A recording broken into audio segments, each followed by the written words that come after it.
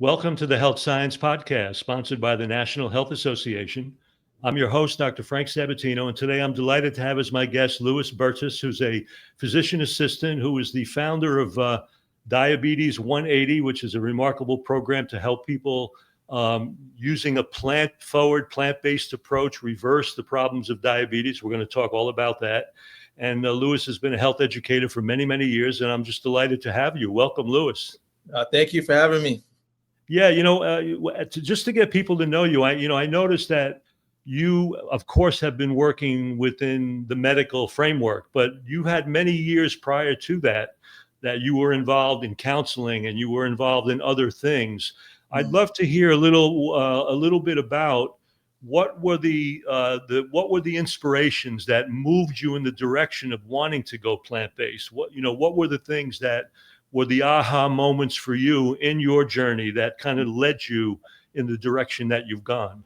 Okay, that's a great question. I was definitely fortunate because for me, finding out about the plant-based benefits was kind of something I grew up with. Well, I'm a Seventh-day Adventist Christian, and in the Seventh-day Adventist faith, growing up in that faith, they're very into holistic health, holistic approach, and just basically the importance of not just physical well-being, but spiritual well-being, and the fact that the two are tied. So it's very common to have people in our church who are vegetarian, who are vegan. I think my father, he was pescatarian for a while. I didn't. What's interesting is that we didn't grow up vegetarian, but we always knew the benefits of it, right. of being vegetarian. So I would definitely tie it to having a very spiritual, holistic background and knowing Right. that as long as you nourish the body correctly, the body can heal itself. I always had that knowledge, and so I'm grateful for my upbringing. I know a lot of people don't really have that knowledge starting out in life. So I credit that to finding out and actually embracing the plant-based lifestyle. Yeah, I've had an intimate connection with a number of Seventh-day Adventist communities. It's interesting in my own experience. In fact, when I first practiced chiropractic in upstate New York, there was a big Seventh-day Adventist community that was literally a commune. And they ran a restaurant in that area, and I was privy to being part of that commune. And my ex-wife was a Seventh-day Adventist. So all of my in-laws, in fact, the only women she ever knew were all like 60 and 70-year vegetarians. Yeah. And so, that whole background of Ellen White, people don't know that she ran some of the most involved health centers and spas at a time when women didn't do that kind of thing. She was really way ahead of her time in the past, doing that kind of health education and linking it with the Christian message. So it was really kind of I understand that background. So let me ask you a question. So that faith-based component, in a way, informed the direction that you went in terms of health and linking it in terms of that work in mind, body, spirit. I know that shows up on your website. I know that's a big part of how you've worked. In fact, I saw that, one of your early degrees was actually in theology itself. So you spent time counseling, and it looks to me like you worked with addiction and counseling work and all of that, even prior to becoming a PA. Is that true? That's part of what you right. I was really torn between, what direction I would take as far as career goes. I was thinking in my mind for a long time, maybe medical missionary work, Right. And taking my work overseas. But, just right here in America, it's like, there's so many people who are dying for the lack of knowledge that we have, that is readily available.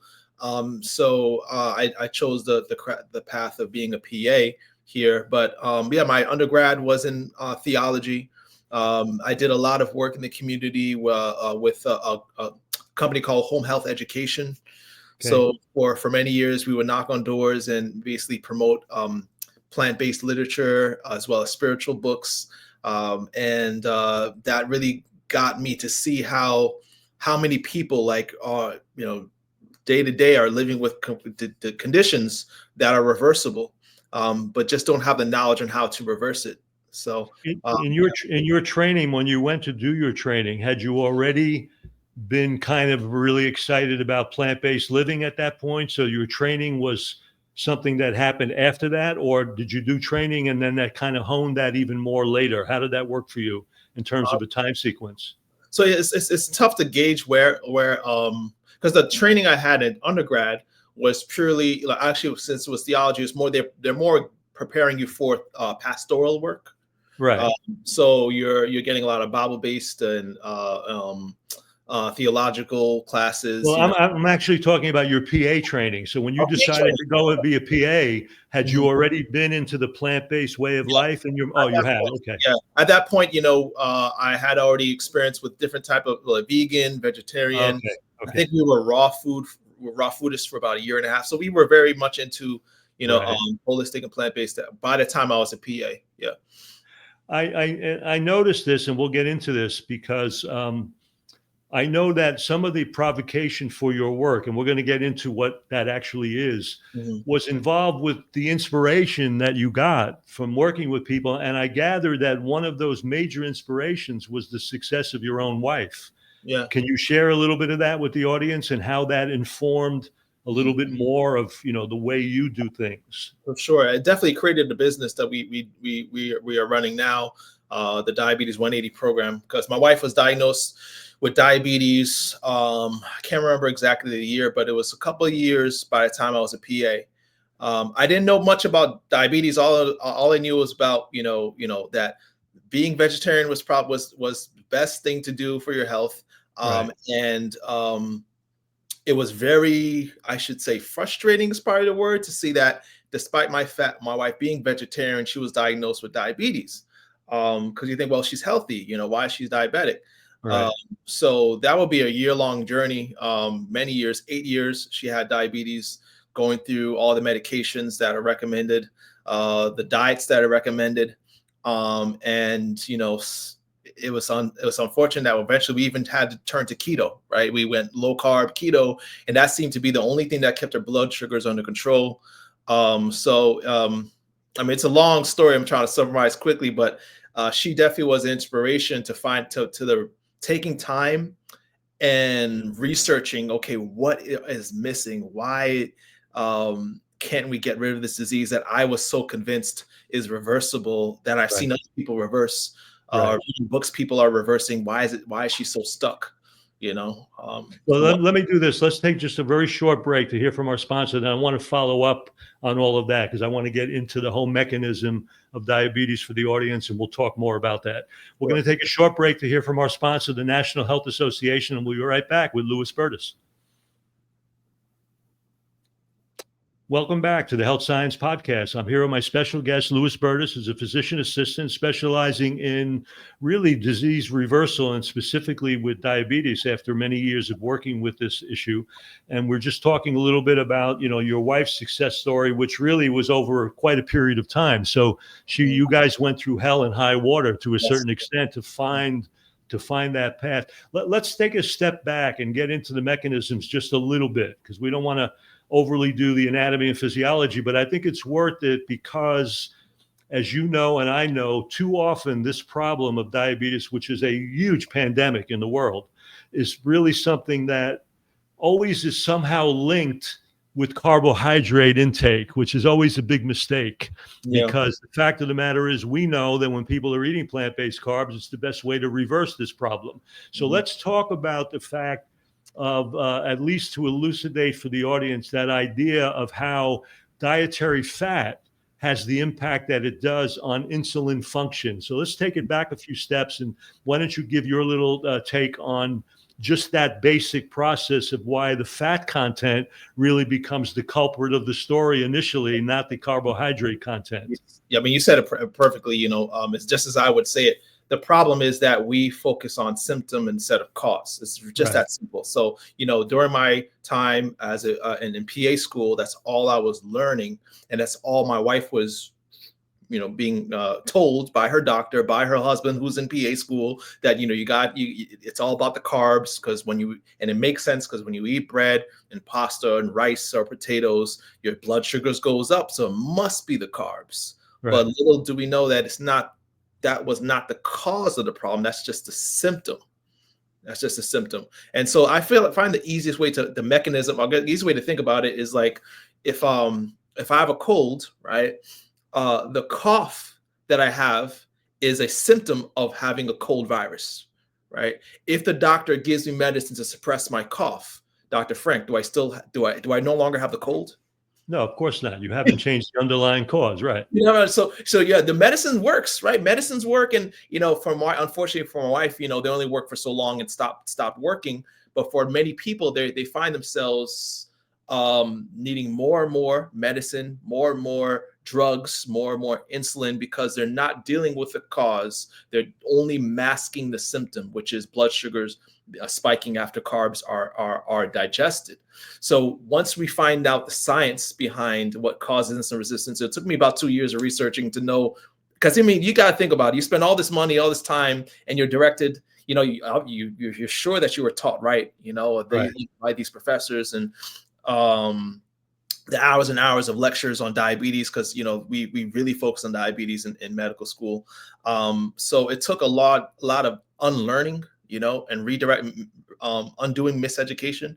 But when I finally found it, how simple it was, that what causes diabetes is not carbs, but insulin resistance. The fact that our body gets to the point where it is, as a type 2 diabetic, your pancreas is producing insulin, but your body is not responding to it, right? Once you reverse the insulin resistance, you're reversing the cause of Right. And when insulin's not working because it's insensitive, blood sugar levels have no choice but to go up, because sugar can't enter cells. Exactly. And so the body begins to believe it's not making enough insulin, so it starts overproducing it. And you talk about this. So talk about that hyperinsulinemia. What are the real corollaries to that? Because people don't realize the devastation that can create in the body. Absolutely. And you said it already, but simply said, what causes insulin to be resisted is having too much fat stored inside our muscle and liver cells, right? But also in tissues around the body. Fat becomes almost like, as I like to say, I can't remember who coined the term, but gumming the lock. Yeah. Gumming the lock, so when you do have an intake of anything, right, carbs, protein, or fat, now insulin is released. Your pancreas is responding to the intake of food, but when it comes to the cell, it's locked, right? It can't open the cell door, right? It can't open the cell door.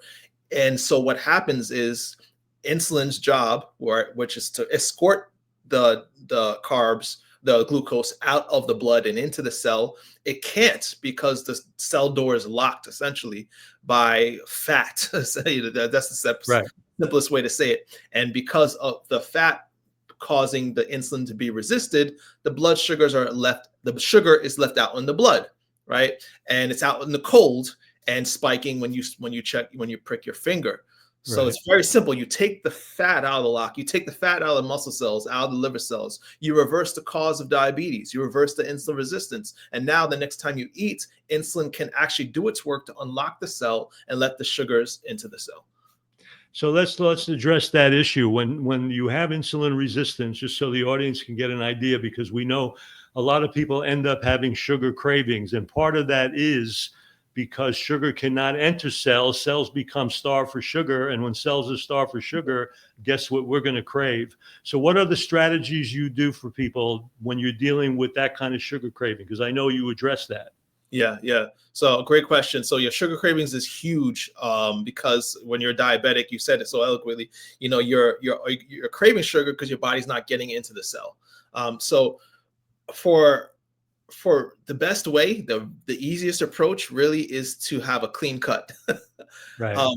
Because a lot of people struggle because they're trying to wean themselves off of sugar slowly, but it's like trying to wean yourself off of cocaine. It really doesn't work. You do need to go through a drastic change. So in my program, I encourage people to adopt the whole food plant-based diet and eliminating refined, highly processed sources of sugar. At least what I encourage people to do, to look at it not as a lifelong sentence, but actually look at it as a 2-week challenge. Say, what can I do in the next 2-3 weeks in eliminating sugar from my diet? What happens is, if you really stick with it, and that's why I encourage coaching, because doing it alone is hard, right? And not having accountability is hard, but with a coach, with accountability, and you getting rid of those products, within weeks, you can find your taste buds start to change. right? You're just what was sweet is now too sweet, right? You don't crave the cravings that hold us. They won't hold us forever. You weren't born with a craving for candy and ice cream and cookies and you develop that with time. Right. So just the things that are unnatural, they can be and developed right through time. They can be broken, right? Those addictions can let we can lose hold of those things. There's also other things that help, like mindfulness is very big. Being able to basically center yourself in the moment and not focusing on the past or the present. I like how one person said addiction is actually a solution. It's not a problem. And I thought about that for a while. So what does that mean? But addiction, when we are craving anything unhealthy or any vice, whatever it is, it's often that craving or that addiction is trying to solve a problem. It could be the stress you have at home. It could be you can't stay in your job and you don't want to go. You're trying to look for some way to distract your mind. So mindfulness, getting to the practice of actually being present in the moment and shutting off the brain and the ruminating of past and present, that takes a lot of the that takes the problem away, so that you're not craving the solution. Does that make sense? Yeah, it does. Well, because what's happening, the way I teach it, because I work with a lot of addicts, the way I teach it is that there's the question of content and context, meaning not only many times the substance or the behavior of abuse is really the symptom of this problem of addiction, which you're using to find some peace and balance and what we call reward in our lives, because we don't have the skills or tools to address it in a different way. So it's become our default. So, for example, I grew up in an ethnic household. Any stress, how did you deal with it? You ate something. You were told, if I could just eat in an Italian household, there was no problems in the universe. You know what I'm saying? So that's why we got to get into the context. What are you using it for? And that's where the mindfulness that you're talking about, I think, is so important, because then you can keep a little journal or a little acknowledgement, a little awareness somehow of when these things come up in my life. What is that triggering in me? And is that what's triggering my use of this behavior or substance to find some peace or balance? And are there other tools I can use, like what you're talking about, meditation, mindfulness, whatever the case may be, to help me address those issues away from the substance of abuse? So yeah, I agree. I mean, it's just really being more aware of the context of our lives, really examining what we're using those things for. And so I'm gathering that you work on that then in your program very well. Yeah, let's talk about your 180 program, because I want to understand the mechanics. I want the audience to understand how you operate that. What does somebody do if they want to be part of that? How does that work? Okay, yeah, it's really simple. We start with a conversation. So usually within 30 minutes, I can tell whether or not a person's going to be a good fit for the program, and whether or not I'll be a good fit for them. We're addressing, of course, first off, their physical state of health. What is it they need help with, right? The people who come to our program usually want to reverse diabetes. That's easy. Lose weight, come off medications, or just eat better. They want to eat more plant-based, right? Those are the clients that we talk to and seem to fit very well for our program. And within the 30 minutes, we talk about the science like we're talking about right now. And the fact that what we're going to be focusing on is transitioning them within a 3-month period into a total 100% whole food plant-based diet. The closer you get to it, of course, the better. We're very real with people. We're not the food police. You have to make decisions for yourself. But what we do during those 3 months is we meet week by week through just like we're meeting now virtually, and we coach them on making changes to their diet, exercise regimen, and mind is a huge part of the change, because a lot of times you're trying to change a behavior, but we're not changing this. Right. You're gonna fail. Your behaviors is direct correlation to your thinking. So there's a lot of just mind and behavioral coaching. And by the end of the 3 months, the goal is to get you to the point where your body is no longer insulin resistant, which as you know, Dr. Frank, is tied to many diseases, not just. Oh, no question. Yeah. And the interesting thing, I love your approach, because we now know that the problem of insulin resistance is not just generated by food. We know sleep deficiency programs insulin resistance. We know chronic stress programs insulin resistance. So you've got to address those pillars over a period of time if you're going to really deal with all the aspects of that problem. So I like the fact that you're doing so. Usually it's a 3-month coaching program. Is that how it works? It's a 3-month coaching program. We do have clients that continue working after past 3 months if they like to, on a month-to-month basis. But we do encourage at least to purchase a block of because a lot can happen in 12 sessions, a lot. Yeah. Well, as you're saying that, let's talk about where you are. Give us the URL where they can go to for that information. Please say it twice for me if you can while we scroll it across the screen. So it's really easy. My first and last name, lewisbertus.com. lewisbertus.com. Perfect. Yeah, that's perfect. So, Lewis, when you're doing this, because you're dealing with these other pillars of lifestyle, do you have any other people that you work with, or do you do it all yourself? I mean, do you have other professionals that contribute to some of those aspects, or do you take the whole thing on yourself? So it's actually more a business that I take on with the best person to guide you is an ex-diabetic, my wife. Okay, so you and your lady do it together. Okay. So we basically co-founded the company. We run it together.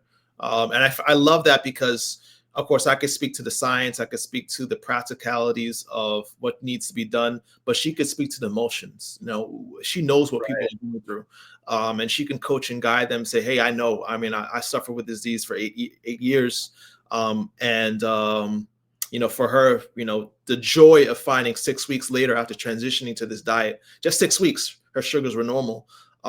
You know, she's the living proof for people to say, okay, well, this worked for her, it probably worked for me.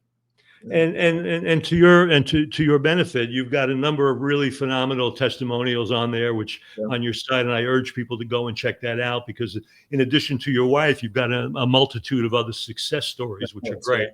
So let me ask you a question, because you're dealing with people where you're actually helping them move away from medication into a plant-forward lifestyle, because we know that works.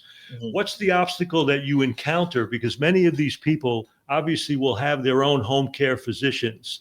So how does that interface happen for you? I'm assuming that you must hit some roadblocks with that at times. So can you communicate that to me and let me know what that story's like? Roadblocks isn't the word. I mean, like a cement block, banging my head against a cement block. But because it all comes down to what we started off talking about. Carbs has been villainized so much. You could sit down and show people the science, you know, show the people the testimonials, but they've been inundated for years and years by their doctors, by dietitians and nutritionists that tell them the problem is the carbs. So it is tough. It is tough. But what's nice though, Dr. Frank, is that by the time they get to me, they've tried all that. Right. It's not working. Here's the point I wanted to make, though. If they're going to be dropping medication, for example, how do you work the legality of that? Are you working with their home docs to make those prescription changes? I'm just curious legally how you dance with that. I make it very clear from the beginning, from the consultation, that I'm operating not as I'm a physician assistant. I'm certified to prescribe and guide and educate on medications and just continuing medications. But I'm operating as your coach. I'm not operating as your PA. So I tell them that I am serving as an ancillary supports role, right? I'm working in support along with your doctor. So all my clients are encouraged to continue seeing their doctor and telling them from the beginning, hey, I'm going on this diet change. You know, I'm working with a coach, and it's possible that I'll need my medications adjusted. Yeah, and the doctor really, you know, once you do this program, as you and I know, blood sugar drops, blood pressure drops. So in a way, the doctor has no choice but to modify that medication. Otherwise, they'd be putting that person in jeopardy. So the body itself becomes the determining factor for making those changes with the doc. So that's a good thing. That's a good thing, because the power of this approach is so powerful in terms of really reversing these issues that the home docs, their primary care docs, will have no choice but to make those kinds of changes. So, as far as working with the doctors too, I often have also assisted my clients in actually being present virtually, not physically, but virtually in the room with them. They'll put me on, speakerphone with their endocrinologist or primary care, so that if there's any confusion or misunderstanding, and it's really helpful because, having a PA, being a PA, they know, okay, well, there's a colleague in the room that understands medicine, Right. and we work together. So sometimes I'm in the room in that supportive role as well.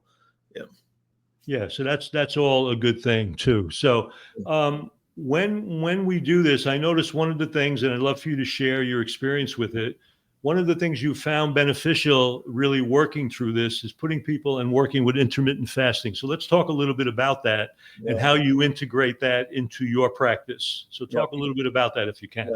So the first month of our program, we're really focusing on getting people to understand sources of dietary fat. So whether you're a vegan or an omnivore, right? There can be a lot of fat in the diet that makes it very hard to reverse insulin resistance. So we find and we isolate what are those sources, those food sources of dietary fat that we're trying to eliminate. After that, we're going towards fasting. By month 2, we're talking about the benefits of fasting. For a vast majority of people, they're getting to their goals with just a diet change, right? Whether it be weight loss, or medication, dropping medications. But many people who have been diabetic for years, it takes a little more. And that's where fasting becomes like the second tool to kind of, I should say, fast forward you to success, to get to your goal. So by month 2, we're encouraging fasting. I encourage people to, at the very least, do the 16 to 8 hour window. 8 hours of eating, 16 hours of fasting. 16-8 cycle. Yeah, I got it. But also teach them the benefit of prolonged fast, 24 hours or more, whether it be every other day or a few times a week. And according to the person's lifestyle, they could decide which method works best for them. Yeah, well, you'll be interested to know that I've probably fasted over 10,000 people, as much as 2 to 4 weeks on water only, depending on pathology. So this time restricted pattern of eating does have value, and especially when you think about it, it gets us more in touch with the circadian rhythm. Because if you really think about it, when the nighttime comes, that's a time for winding down. It's not a time for eating a lot and winding up. So these IF programs really get you into this idea of eating during the daylight hours, having that nice gap at night, letting the body process and do what it's doing. And people will sleep better. They'll have better dynamics. All of that will work better for reestablishing this hormonal balance that you're talking about. So yeah, that's all really cool. Do you work with anybody? Is it all virtual, or do you have people that you see in person too? All virtual. So far, I have not had anyone, not that I haven't been willing, but I haven't had anyone in the local area that I'm living that I'm working with. But actually, I take that back. There are people, but it's just convenient. COVID changed everything. So like for a lot of people, it's very super convenient to just sit in your phone, sit at home, pull your phone out and talk to your coach. So even the people I've coached locally have all been virtual. But I wanted to talk on the circadian rhythm. That's pretty huge, because it was actually another step for some people. They're fasting and they're still struggling on finding results. But when you realize that our body is made to rest at night, not be in a state of digestion, where our body is actually in a circadian rhythm when it comes to meal timing, it is huge. That just, if you're not fasting, if you just simply eat your heaviest meals in the morning, right? And studies show that the same meal eaten at night could double the spikes in blood sugar that's eaten in the morning. The same meal. That's your old Adventist training. When I stayed at those communes, I was surprised at the meal at breakfast. Oh my God, there was a banquet in the morning. It was unbelievable. Eat like a king, right? So even the digestive fires are even burning midday. Even if they wound up eating toward the midday, the largest meal, and then really winding everything down toward the evening, it really does have major benefit. And for many people, it gets rid of everything from reflux to pain. There's better digestion. They sleep better. There's better blood sugar regulation. All of those things are so much better if you can do that. And more people at least are trying to do that. So it's interesting that it's part of your program. Do you find it difficult for people to adjust to it? In the beginning, yeah, because you have to plan for your breakfast. Yeah, and a lot of times we're on the go in the morning. We're not really Right. planning. The ones who do well are the ones who incorporate meal planning. So you take 1 or 2 days in a week and you plan your meals out. It makes it very easy. Right. Just following the principle. You probably heard this. Maybe eat breakfast like a king. Right. Yeah, lunch like a prince, dinner like a pauper. You're not used to that. It's usually to flip the other way around. We flip it. Yeah, we flip it. So it does take some planning. You don't do it by accident. It has to be intentional.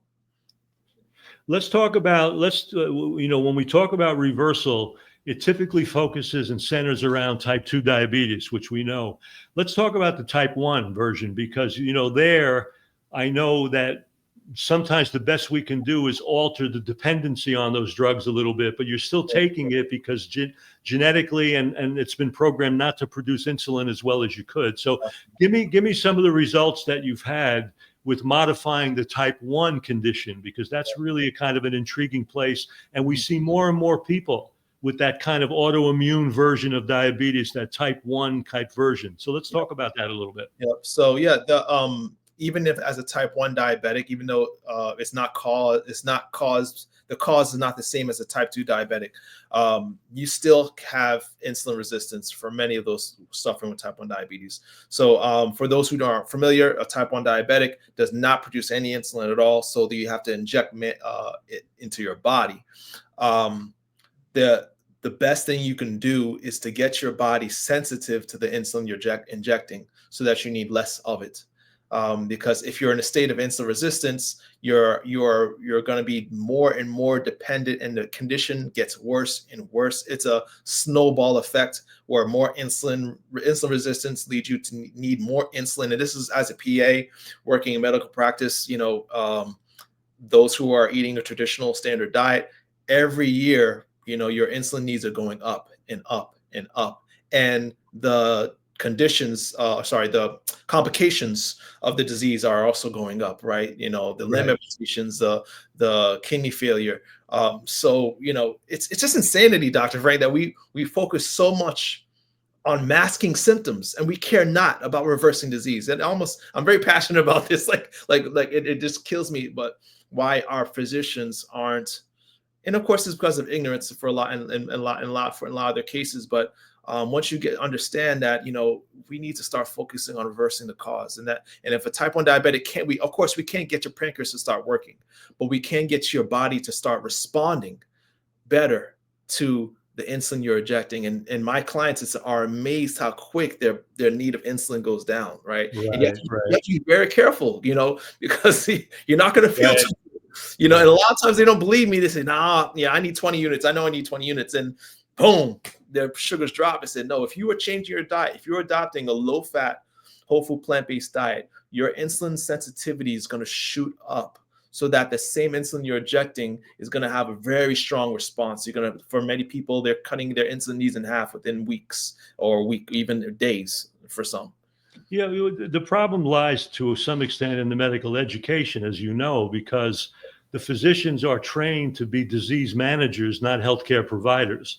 And that's really a huge conflict, because in many ways, they don't feel these conditions can be reversed, because many doctors, unfortunately, and I always say this, have never seen anyone get well. It's really, it's an amazing situation. You know what, out in True North, it's a fasting center that Alan Goldhammer and his people run. And he trains people to come in and be able to monitor fast. When he gets medical personnel that come, they get so excited, because for the first time in their lives, they actually see people get well. And they never have before, because they never really thought it could even happen. So that's why, Mrs. Jones goes in, she gets her blood pressure medication. She said, Doc, how long will I be on it? And you know the answer: for life. Because the feeling is that it's never going to resolve. As you make these steps, and more physicians and people make these steps, it'll start to become a little bit wider in terms of information. And then they'll really start to become true healthcare providers. I think there's hope, because in the end of the day, we as healthcare providers, we do care. We do want to see people better. No question. There's no question. No question. Well, unfortunately, I believe a lot of physicians actually went into medicine to help people. I really believe that.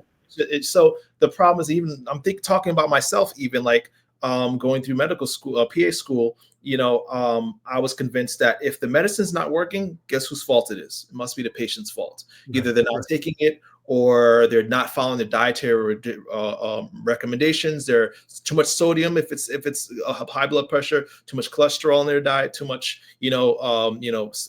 junk food. But I had somebody at home, and this is where I kind of had a benefit. I had somebody at home where I was seeing her take the medicine.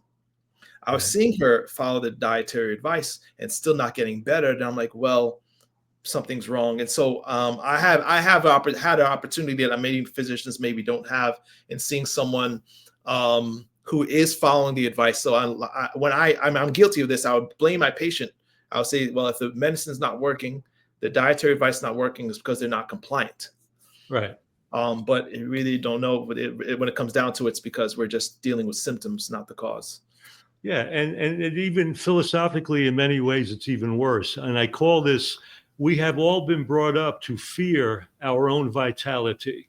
What I mean by that is you made the point of symptomatology. Many of the symptoms, especially acute symptoms, are actually the vehicle for recovery. So, for example, if I get infected, the body creates a fever. So I have a choice. You could either address the infection or you could lower the fever as a symptom.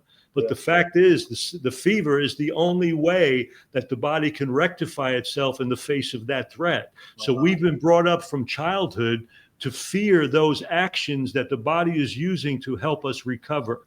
And so there's such a disconnect with that's how medicine becomes established as it is. So as soon as someone has some discomfort, they're so fearful and they're running to really quiet the symptom rather than to address the cause. So the work you're doing, the work I'm doing, the work many people are doing is trying to kind of cut through that philosophical quandary, that incredible disconnect that people have.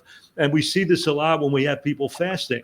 As the body recovers, there's so much symptomatology that acts, which is part of the action of the body on the road to recovery. If you tried to quiet all those symptoms, you would lose your mind because you can't do it.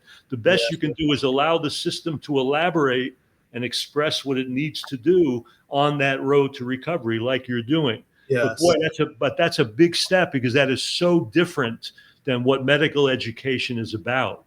So there's so much, and you made the point, I love the line, you got to go through so much unlearning to even get to that place to respect the symptoms for what they are. Yeah, it's true. It's true. The check engine light, right? That's right. When it's flashing, let's go ahead and figure out why and not just turning it off. Let me ask you a question. When you're dealing with the mind-body stuff and you're dealing with stress management or stress response management stuff online, do you find a difficulty in doing that? And a second question to that is, what are the exercise recommendations that you personally have found to be most useful in the recovery of the people you work with? Yeah, definitely love it. I can speak on exercise all day. I love it. I mean, exercise is for sure. But your first question was on stress management. Yeah. So how do you implement that in terms of what kind of skills or tools do you try to share with the people online that they can take home with themselves to work with themselves? There's a couple of things I do. The first off, I talk about the benefits of the mind, how powerful this thing is. Like as Christians call it, almost the seat of God. It's like it's where change happens. So having positive mindset is so powerful. Another thing I do is direct them to have vision for their life. There's a scripture that says, "Without vision, my people perish." We have to have a vision. What do you want your life to look like in the next 5 to 10 years? And then you can develop a GPS plan to get there. Right, and you're motivated every day, especially when you create a vision board, like something to look at. And then when we go into the mindfulness and how to actually center yourself in the midst of stress and chaos, and realize that, you know what, feelings are feelings, right? They're not going to hurt me, and feelings pass, and being able to just embrace what you are feeling instead of fighting it is so huge. So those are some of the methods that we provide. I encourage all my, not all my clients are Christian, of course. There's different spiritual beliefs and backgrounds. So I believe no matter what your spiritual orientation, to believe in a power greater than yourself, whether it be your family, the living a life to see grandkids, so something that is greater than yourself. There should be a great motivator for you to make the changes that are necessary. So your experiences prior with counseling and some of the faith-based skills and tools you integrate in your practice as we speak now, which is great. Yeah, big So time. talk to me about the exercise component. What have you found to be most useful in your recommendation for the clients you work with? Is it a combination of aerobics and resistance training, or what kind of things do you recommend? Both aerobics and resistance. Okay. I think a lot of times we focus on just, aerobics, but I think resistance needs its light for sure. There's something, especially since many of my clients are older, and we know that as we age, one of the first things that starts to decline is muscle mass and bone structure. So then the only thing that helps our muscles to stay functional and our bones also to stay strong is that resistance training. So I think it's one of the most important keys that are neglected. And when it comes to longevity and function, is making sure you have a resistance training program, which is something I provide throughout my coaching session. So you'll get and the data on the combination of aerobics and resistance is profound for reversing insulin resistance. So we've talked. So it's very powerful for that. So it's a very important pillar and piece of this story. So what's on the horizon for Lewis? What are the things you'd like to do down the road? What's on your agenda? So long term, right now, as far as what I'm doing a lot of promoting for the business, traveling and such. But I would love to get to the point where this business really takes over everything I do in my life. So it's something I've been passionate about for the last couple of years. I still work as a PA in North Carolina here, and I love my job. I love being a PA in the prison system. It definitely is fun, but I feel restricted, and I would like to see the work I do as a health coach even overtake the work I do as a PA. Okay, so that's your goal down the road. I didn't know you worked within the prison system. That must be interesting. That must be interesting work in itself, just to be working with that population of people. Oh, it is. You learn a lot for sure. Well, it's a blessing that you bring your energy to that. I think it's fantastic. It's Lewis, as we wind this down, what are some final words you'd like to share with the audience out here? One thing I'm always saying is that this is a marathon, not a sprint, right? Diabetic burnout is one thing that keeps people from really experiencing success. A lot of times, like if my wife, perfect example, she was going to quit by week 5. She said, "This is not working. Lewis, this is not working." Be patient. Be patient. You didn't get diabetes overnight. It's not going away overnight. You didn't develop these bad habits overnight. They're not going away overnight. But treat yourself with grace. Your time is coming. I can't thank my guest, Lewis Bertus, enough for joining us today, sharing your insight, your experience, your heart, your work. I urge people to follow Lewis at lewisbertus.com. You see the website scrolling across the screen. If you're looking for some really specific health coaching, reversing diabetes, reversing some of these chronic diseases, Lewis can offer you some nice respite and sanctuary on that journey.